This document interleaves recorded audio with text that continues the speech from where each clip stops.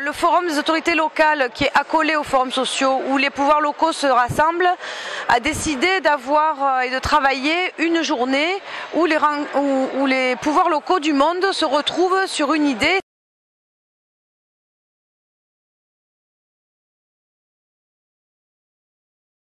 Ça s'est affiné tout au long de l'année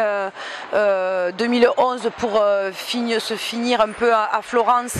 pendant le Conseil mondial de CGLU, d'avoir une rencontre sur l'idée droit à l'eau, droit à la ville.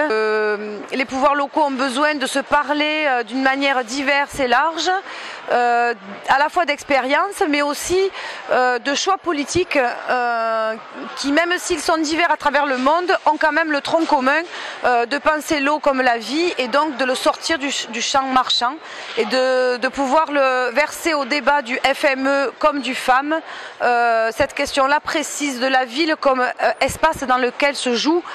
ces questions-là, où les citoyens ont leur mot à dire et où le droit à l'eau et le droit à la ville doivent se rejoindre pour permettre vraiment des espaces politiques alternatifs.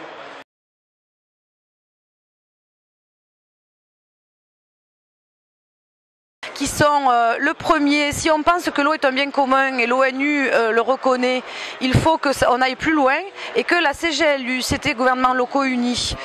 dont la plupart des autorités locales qui étaient là mardi font partie, portent auprès de l'ONU, puisque c'est l'interface, la CGLU des villes du monde auprès de l'ONU, plus loin la question, en essayant de faire en sorte qu'on inscrive ça dans les constitutions. Ça, c'était le premier axe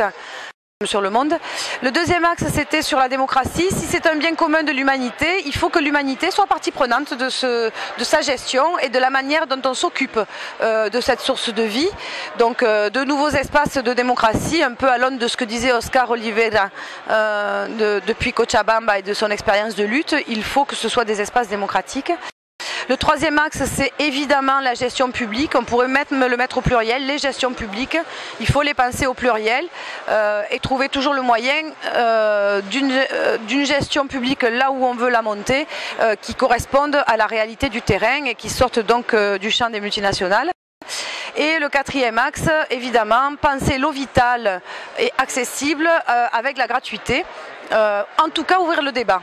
On ne va pas le penser comme un diktat, mais il faut ouvrir ce débat-là, des premiers mètres cubes d'eau gratuite pour ce qui est vital, sachant qu'on est sur 10% avec la consommation d'eau domestique de la consommation générale et que donc du coup on peut d'une manière assez raisonnable penser que les équilibres financiers pour les collectivités peuvent se tenir dans les budgets avec la gratuité pour les premiers mètres cubes d'eau.